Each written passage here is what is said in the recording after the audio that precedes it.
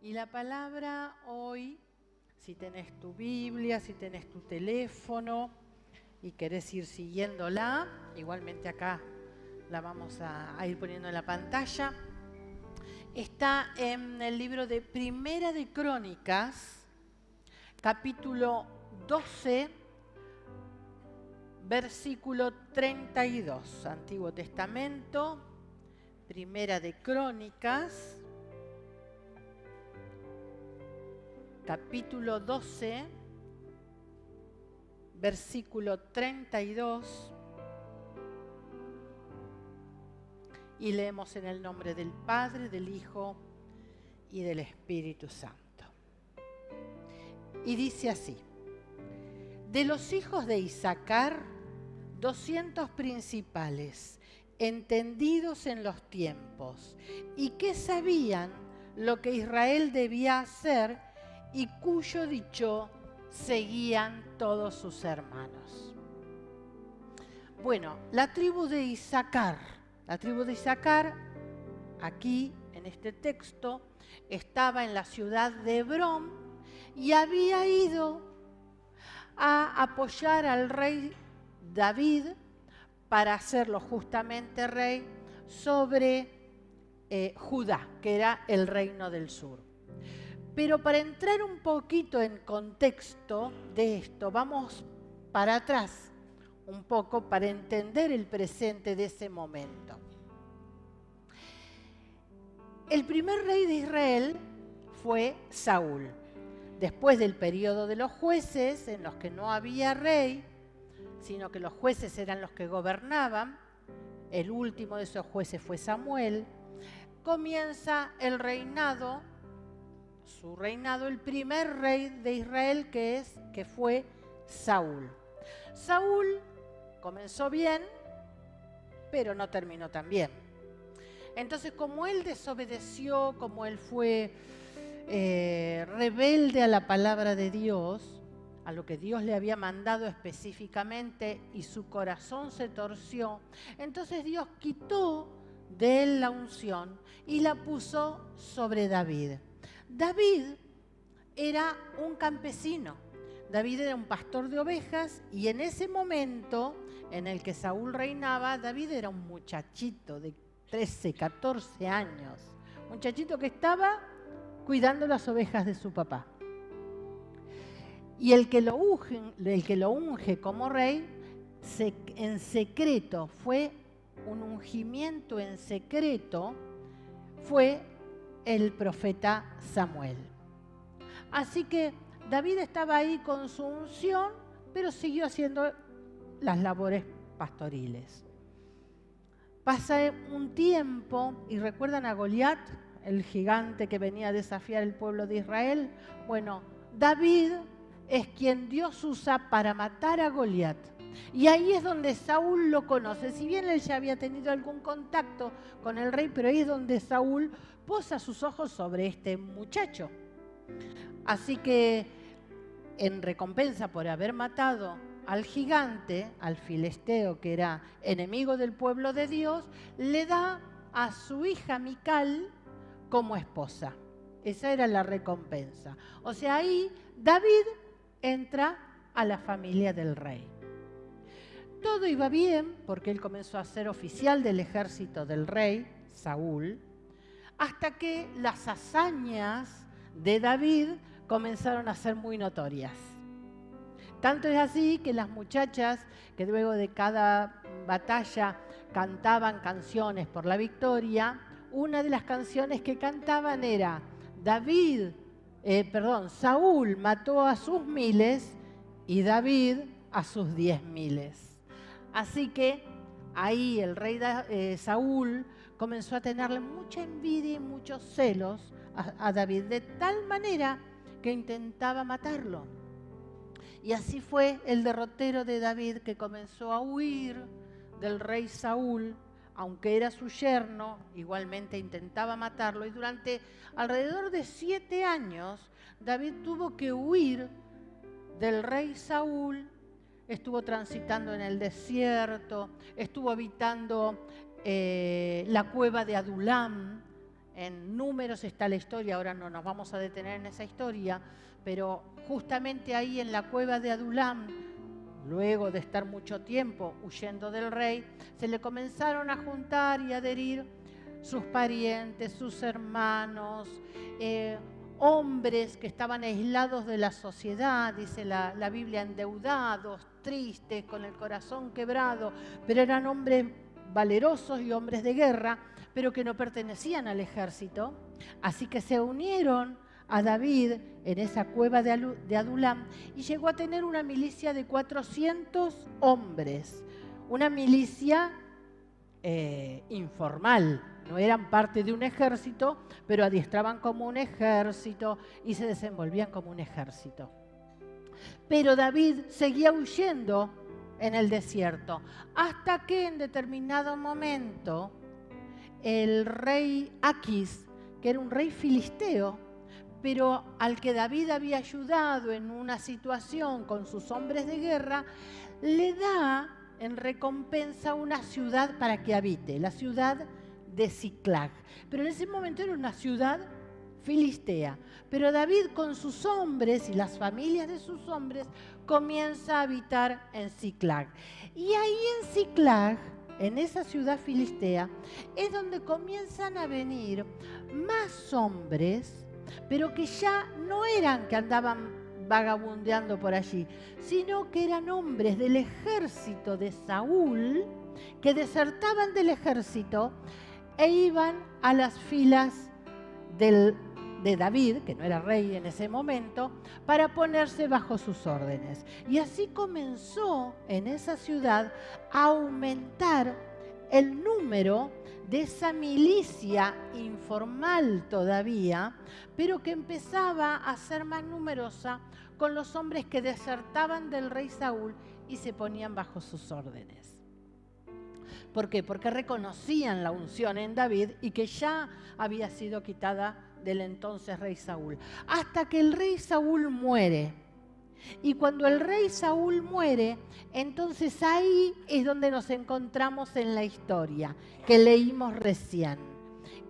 David se va a la ciudad de Hebrón, que era una ciudad que estaba en la zona de Judá, de Israel, y en esa ciudad comienzan a venir también a presentarse delante de él. Si nosotros ahí vamos un poquito más arriba en Crónicas también 12, pero versículo 23, vemos que dice: y este es el número de los principales que estaban listos para la guerra, y vinieron a David en Hebrón para traspasarle el reino de Saúl conforme a la palabra de Jehová. Entonces ahí ya todos estos ejércitos, que eran los ejércitos de cada una de las 12 tribus. Por ejemplo, el ejército que pertenecía a la tribu de Judá vino ante David a ponerse bajo sus órdenes. La tribu de Benjamín, la tribu de... Cada una de las tribus, los hombres del ejército venían y se ponían estos soldados ante David para ponerse a sus órdenes. Y ahí, entre ellos, vamos a lo que leímos, que era lo de las tribus de Isaacar. Ahora ya estamos en contexto. De esta tribu de Isaacar, si vamos al 32, esta tribu de Isaacar eran 200 principales, es decir, 200 jefes que la tribu de Isaacar había elegido para representarlos en ese lugar, porque en realidad eran miles de cada una de las tribus. Y estos 200 principales, dice, que eran entendidos en los tiempos y que sabían lo que Israel debía hacer y cuyo dicho seguían todos sus hermanos. Vamos un poco a la historia de Isaacar. Dijimos que Isaacar era una de las 12 tribus de Israel.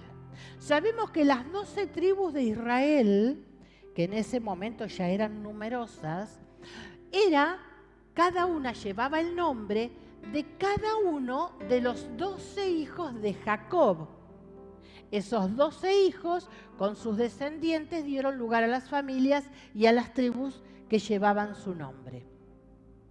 Ahora, cuando Jacob estaba a punto de morir, Jacob dio una bendición a cada uno de sus 12 hijos. Estamos hablando de 1000 años antes de que sucediera esto. Habían pasado 1000 años desde que los hijos de Jacob dieran comienzo a las familias que luego se convertirían en tribus. Y Jacob, 1000 años antes, cuando estaba a punto de morir, él dio una bendición sobre cada uno de sus 12 hijos. ¿Qué eran estas bendiciones que daban los patriarcas? No solamente en el caso de Jacob, sino de otros patriarcas que también daban bendiciones sobre sus hijos. No era algo que se le ocurría o que tenía deseos de que su hijo fuera en un futuro, sino que la bendición era algo inspirado por Dios. En realidad, Dios conocía el corazón de ese muchachito o de ese hombre, según la edad que tuviera, sobre la que su padre a punto de morir iba a dar la bendición. Dios conocía su corazón, Dios sabía cuáles eran sus características, cuáles eran sus cualidades, sus virtudes, sus debilidades, porque Dios es omnisciente. Pero además, Dios conocía también lo que iba a pasar con él, las decisiones acertadas o no que iba a tomar. Y también conocía lo que iba a pasar con su descendencia y cómo iba a ser el corazón de su descendencia. Todo esto era parte de la omnisciencia y es parte de la omnisciencia de Dios. Entonces Él lo colocaba en el corazón, inspiraba el corazón del patriarca para que el patriarca pudiera de manera profética hacer la promesa o bendición sobre sus hijos. Así que vamos a ver qué dijo sobre Isacar. Y estas bendiciones están en el capítulo 49 de Génesis. Pero vamos a ver concretamente la bendición sobre Isacar. ¿Por qué? Porque cuando veamos la bendición y la desmenucemos un poquito, vamos a poder conocer el carácter, el espíritu de Isacar. Y en Génesis 49, 14 y 15, lo que le dijo Jacob, su padre, fue: Isacar, asno fuerte, que se recuesta entre los apriscos, y vio que el descanso era bueno y que la tierra era deleitosa, y bajó su hombro para llevar, y sirvió en tributo. Asno fuerte. Bueno, hoy, si queremos dar un elogio a alguien, no le decimos, porque asno acá en criollo es burro, ¿no? El asno es el burro. Así que la verdad que si alguien nos dice como elogio, sos como un asno, sos como un burro. Porque acá, ¿qué pasa? ¿A quiénes les ponemos o se le ponía antes el apodo de burro? Alguien que no estudiaba, que no tenía conocimiento, que era un poco tardo para entender las cosas, y nada más alejado de la realidad que con este animal. Yo me puse a estudiar un poquito de los burros y encontré unas cosas tan particulares. ¿Por qué es importante? Porque las características de este animal eran lo que caracterizaba a Isacar. Y cuando Dios inspira a Jacob para decirle que es como un asno, como un burro, Isacar, en vez de tomarlo como un papá, ¿qué me decís? No, realmente lo tomó como era porque para ellos, para los israelitas, el asno era un animal que tenían en mucha estima. ¿Saben que el asno, fue uno de los primeros animales en ser domesticados por el hombre? Y contrariamente a lo que nosotros pensamos o las características que le damos, porque alguien no se acuerda de las tablas o de esto o del otro, decimos, orejas de burro le van a crecer. Bueno, alguien de mi época se acordará de esa canción. Es muy por el contrario, porque el asno tiene una memoria extraordinaria. Se acuerda de cosas o personas, situaciones y aún lugares con los que tuvo contacto hace más de 30 años y recuerda exactamente y recuerda a las personas. Por ejemplo, es un animal que le gusta no estar aislado, sino estar en manada. Busqué a ver cómo se llamaba la manada del burro, pero no, decía manada. Así que si alguien sabe, me lo dice. Le gusta estar en manada. Inclusive se cuidan mucho unos a los otros, se acicalan, bien como hacen los monos, que se sacan los piojos y todo eso. Bueno, los burros no lo hacen con sus patas, obviamente, pero acicalan al otro, cuidan el bienestar del otro. Entonces, tiene mucho que ver con que el otro se sienta bien. Otra de las características, y es la que por ahí todos conocemos más, es como que sus genes están dispuestos al trabajo. Es decir, es un animal trabajador y un animal que se carga mucho, puede llevar mucho peso sobre él.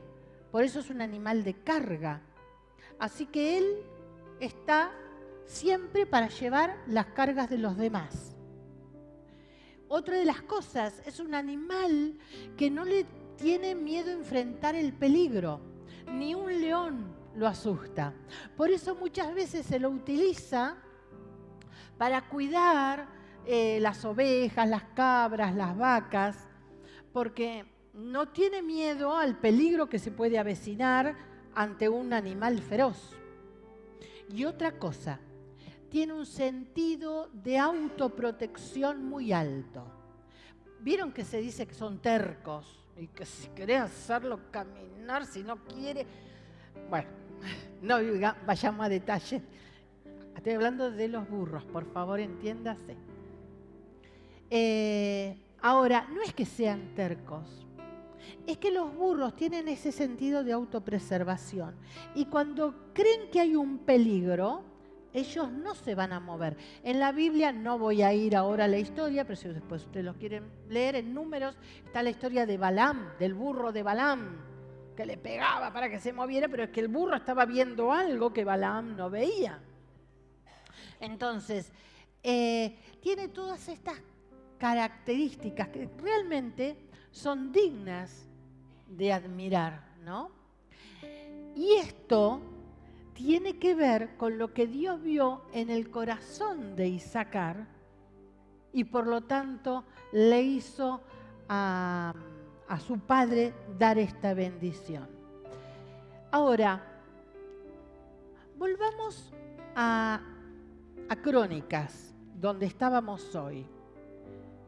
El versículo 3. Ahí está el burrito. Otra de las características, gracias chicos porque me hicieron acordar. La disposición de sus ojos. Tiene los ojos en los laterales de tal manera que puede ver sus 4 patas. Es decir, puede ver sus laterales y puede ver sus 4 patas.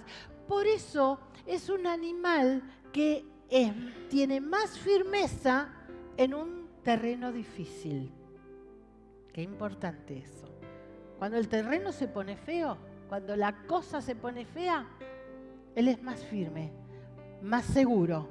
Bueno, por algo los utilizan tanto en el altiplano y demás, porque ellos son de los pocos animales con los que pueden contar para ir a lugares escabrosos donde ni siquiera un caballo puede ir. Pero cuando hablábamos en el versículo 32 y que dice los hijos de Isaacar 200 principales entendidos en los tiempos, vemos que sabían lo que Israel debía hacer, cuyo dicho seguían todos sus hermanos. Vemos que Dios, además, a su descendencia, recordemos, estamos hablando de 1000 años después de que fuera la promesa sobre este primer hombre que dio lugar a la familia y a la tribu. 1000 años después, algo así como 12 generaciones, 12, 13, 14, según generaciones después, algo Dios seguía viendo en sus descendientes que les dio además estos dones. El don de ser entendido en los tiempos, de saber lo que se avecinaba, de saber y entender el tiempo que estaban viviendo o el tiempo que estaba por venir. Y además, el don de aconsejar y saber qué hacer con respecto a eso. Se ve que el corazón de sus descendientes seguía siendo tan humilde, tan firme, tan lleno de paz, con todas esas características que había tenido el primer Isaacar. Ese hombre humilde que dijo, bueno, yo estoy dispuesto a llevar las cargas de los demás. Entendió cuál era su fortaleza. Oh, pero yo sirvo nada más que para trabajar. Soy un animal de carga, parece, todos. Y quizás esa es mi fortaleza. En vez de tomar como que los demás se aprovechaban, Isaacar lo entendió su fortaleza y dijo, bueno, yo estoy dispuesto a llevar las cargas de los demás. Es más, me gusta, quiero hacerlo. Ese era el temple de Isaacar.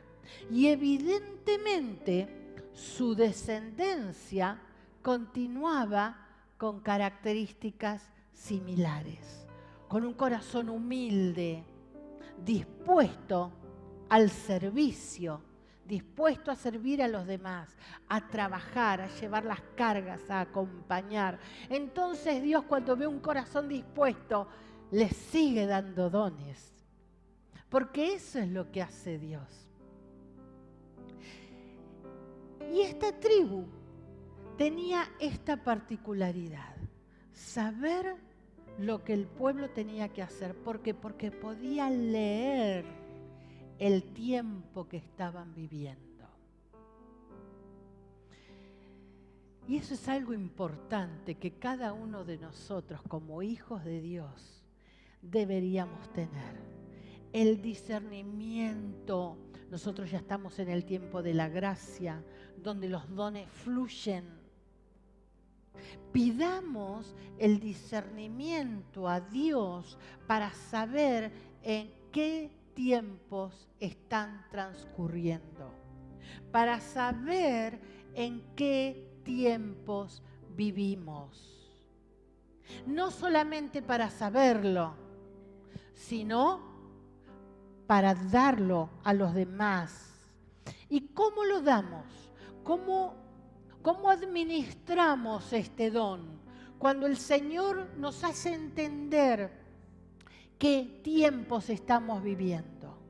De dos maneras. Con la gente que no conoce a Cristo es predicando, anunciando las buenas nuevas de salvación. Porque ¿cómo pueden salvarse si no conocen a Cristo? Así que con aquellos que nos conocen a Cristo es anunciando las buenas nuevas. Pero a la iglesia es advirtiendo. Al que no conoce a Cristo, les anunciamos las buenas nuevas. Y a la iglesia, a nuestros hermanos, a los creyentes, tenemos que traer advertencia. Ahora, no vamos a saber sobrenaturalmente nada más qué tiempos se avecinan, sino que leyendo la palabra, conociéndola. Por eso hoy cuando Mi esposo hablaba de la importancia de la escuela de vida y les animo realmente a prepararse. Si no la hiciste, anotate, comenzá a hacerla. En un año la finalizás. Y es tan importante conocer la palabra, conocer al Dios que estamos sirviendo. Y en su palabra tenemos, hoy mi esposo hablaba de las señales, ¿no? Bueno, no sé de las señales que vos vas a hablar mañana, yo hoy voy a hablar de otras señales. Tenemos las señales. Él nos dejó señales. Él a través de su palabra nos dice y nos explica y nos anoticia de qué cosas podemos ir viendo en los tiempos para reconocer el tiempo que estamos viviendo. No vamos a ver muchas, pero vamos a ver algunas. Primera de Corintios 2:14.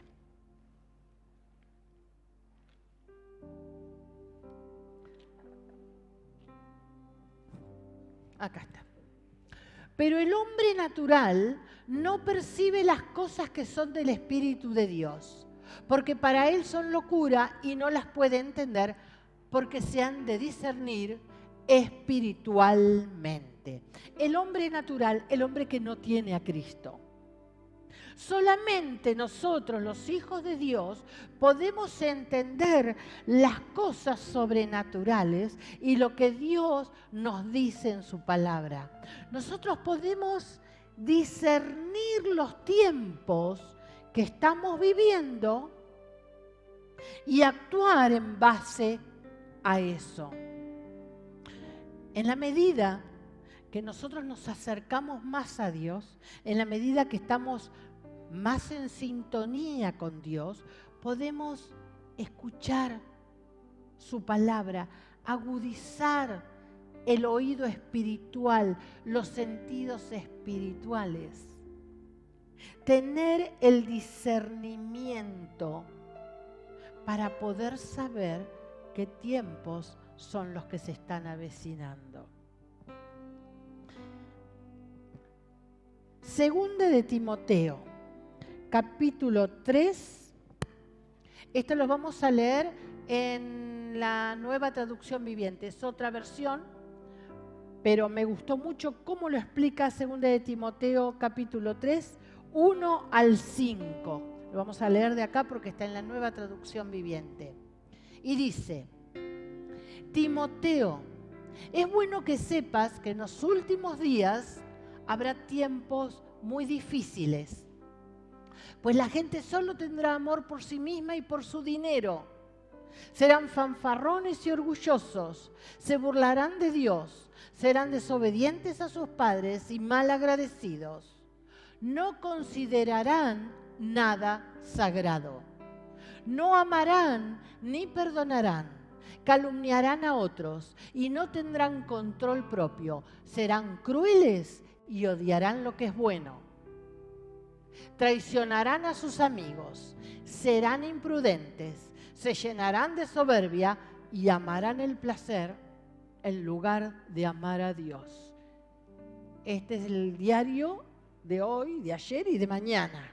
Díganme si no está describiendo el siglo XXI. Pero es lo que pasa hoy. Y dice Timoteo, en los últimos días, en los tiempos postreros, y a veces se nos escapa eso. ¿Cuándo va a pasar eso? En los últimos días. ¿Está pasando hoy? Sí. Entonces,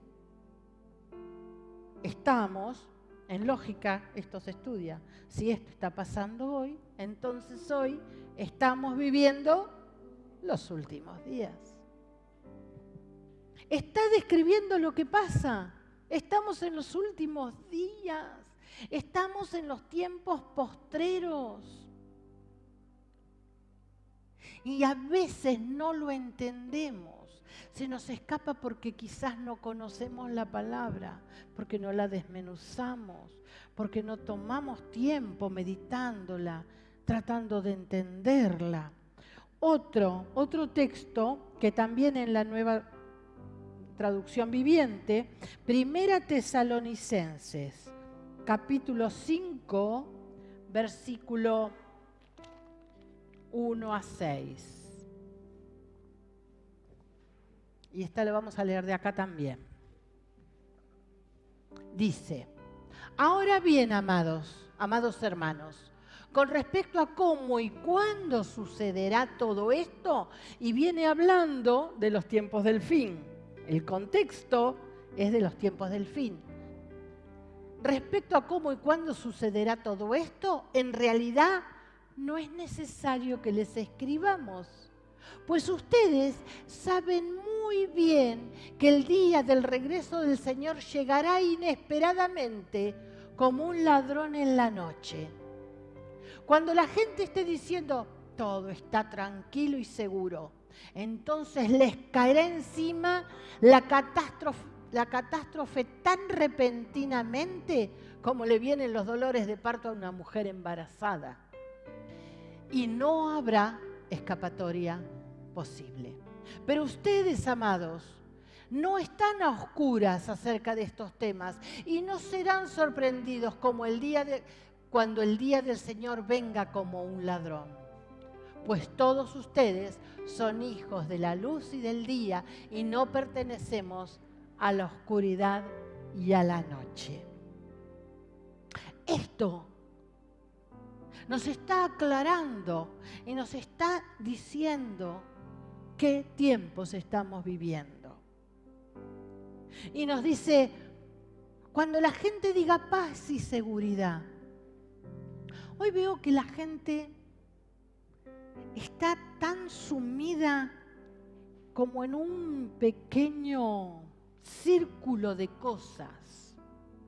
Sobre todo, la mayor de ellas es la economía, más otras cosas que se le agregan. Pero hablemos del contexto nuestro, nacional, de nuestro país. Y unos dicen, bueno, vamos mal, otros dicen, bueno, pero puede ir para bien. Y en el mundo también, no, pero puede ser que las cosas, se habla de paz. ¿Qué dice la Biblia? Cuando todos digan paz y seguridad. Cuando quizás empecemos a tener un equilibrio, cuando algo pase y digamos, wow, qué bien, no, bueno, las cosas pueden empezar a marchar. Dice, va a venir de repente, como ladrón en la noche. Ahora, para nosotros, para la iglesia que acabamos de leer, no viene como ladrón en la noche.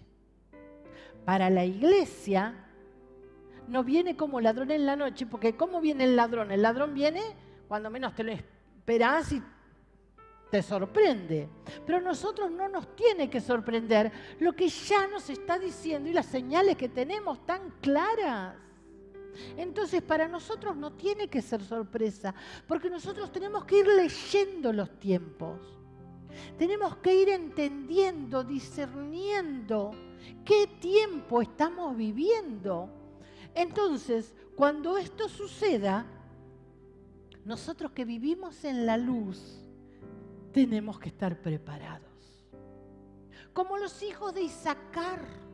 Los hijos de Isaacar eran entendidos en los tiempos, sabían qué cosas se estaban moviendo y qué tiempo se venía. Es importante que nosotros, como hijos de Dios, pidamos a Dios discernimiento. Porque si no, vamos a estar siempre como a tientas. Ahora, el discernimiento se aplica sobre algo que está sucediendo. Y si nosotros solamente estamos encasillados en lo que nos pasa a nosotros y en nuestra quintita, nunca vamos a saber lo que está pasando a nivel mundial. Ya lo hemos hablado otras veces. Es importante que sepas lo que se le llama geopolítica. No vamos a ser expertos, no importa eso. Lo importante es que estemos sabiendo lo que pasa a nivel mundial. Si nosotros agarramos el diario o escuchamos los noticieros, ahí ya es imposible que no nos demos cuenta de lo que está pasando. Europa y Medio Oriente están como sentados en un polvorín. Y nosotros, como estamos en Latinoamérica, tan lejos, entonces pensamos en el dólar, en si va a haber aumento, si hubo, ¿cómo se llama?, inflación y cuánto fue, que no está mal. Pero a ver, como hijos de Dios, nosotros tenemos que estar con un panorama general. Porque la Biblia nos advierte, no vamos a meternos en eso ahora, pero la Biblia nos da en Ezequiel 38, habla de los países con otros nombres, pero podemos ver que son los países actuales, cómo se van a ir disponiendo, quién contra quién. Y cuando vemos el ajedrez político internacional, se está acomodando todo de la manera que habla Ezequiel 38, como va a ser en los últimos tiempos. O si leemos Mateo 24, y ahí están las señales de los últimos tiempos, guerras, rumores de guerras, pestes, todo, catástrofes climáticas, todo lo que habla Mateo 24 está pasando. Es decir, ¿cómo no vemos? ¿Cómo no discernimos los tiempos en los que estamos viviendo? Y esto no es para asustar, por favor, porque además nosotros somos los que menos asustados tenemos que estar. Porque nosotros tenemos a Cristo, que Él nos rescata de la ira venidera, dice su palabra. Así que Él, en el momento de la ira, nos va a esconder. Nosotros somos los que menos preocupados por nuestra seguridad tenemos que estar, pero sí alertas, como dije hoy al principio, para hablarle a aquellos que no conocen a Cristo y para advertir a la iglesia. Es la advertencia. Tenemos que estar sabiendo, tenemos que tener conocimiento para poder discernir estos tiempos. En Mateo capítulo 16, Jesús dice algo. ¿Lo tienen ahí? Ah, bien. Mateo capítulo 16, versículos 2 y 3. Respondiendo él, Jesús, les dijo: cuando anochece, decís buen tiempo, porque el cielo tiene arreboles. Y por la mañana, hoy habrá tempestad, porque tiene arreboles el cielo nublado. Hipócritas, que sabéis distinguir el aspecto del cielo, mas las señales de los tiempos no podéis. Y es verdad, nosotros podemos decir que va a pasar esto, que va a pasar aquello, y sí, yo veo que mira cómo viene la mano, capaz que el año que viene, capaz que el verano viene así, capaz que hay más venta, capaz que la gente se va o viene de vacaciones. Sabemos pronosticar lo que va a pasar, o en el tiempo, y sí, está rosado y mañana va a ser, uy, qué calor va a ser mañana, ¿no? Uy, qué tormenta se viene. Hay viento de lluvia. Yo aprendí a distinguir el viento de lluvia. ¿Vieron que hay un vientito especial que tiene ese no sé qué? Que decís, ay, esto es viento de lluvia. Y llueve. O cuando está lloviendo, esto lo descubrí hace unos años, cuando está lloviendo y llueve mucho, yo miro y digo, va a parar. O, esto no para hoy, en todo el día. ¿Por qué? ¿Por qué? Porque cuando cae la gota y se hace una burbujita, esa burbujita es porque no va a parar. Este es un tips adicional. Pero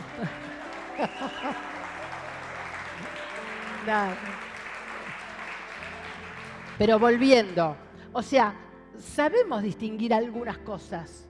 Nos volvemos en pronosticadores, como aquellos que dan el pronóstico del tiempo y que son meteorólogos, que saben, que son profesionales y saben leer, saben ver lo que se viene. Y nosotros a nuestra manera también. ¿Y cómo no entendemos las señales? Si no las entendemos, quizás es porque no las conocemos. Y si no las conocemos es porque quizás no conocemos la palabra. Estos son tiempos difíciles. Vienen tiempos peligrosos. Y repito, no es para asustar, porque nosotros tenemos a aquel que ya venció y está con nosotros. Pero tenemos que saber que esos tiempos vienen. Esos tiempos vienen. Y como si nosotros sabemos, no advertimos, no preparamos, no tenemos urgencia para hablarle a aquellos que no conocen a Cristo. Tendríamos que tener una urgencia, un fuego, un deseo de que todos conozcan para que todos puedan ser salvos. Para no ser egoístas de decir, bueno, yo sé que a mí el Señor me va a proteger. Sí, pero ¿cuánta gente hay que no conoce a Cristo y necesitan el mensaje de la salvación? Y nosotros tenemos que darles, cómo dárselos. Y quizás hay hermanos que no están atentos. Qué importante es que podamos prevenir, alertar, ser realmente pronosticadores de los tiempos que se avecinan, pero no los tiempos naturales, los tiempos espirituales. Preparémonos y advirtamos a aquellos que quizás están distraídos. Y quizás vos eras uno de los que estaba distraído, pero ahora ya estás advertido. Entonces, pongamos manos a la obra. Pongamos manos a la obra, comencemos a buscar, a estudiar, a leer la palabra, sobre todo la palabra. Preguntemos, seamos como el burro, otra de las características, muy curiosos. Seamos curiosos, queramos saber, queramos estar preparados. Vamos a orar, te invito a que te pongas de pie.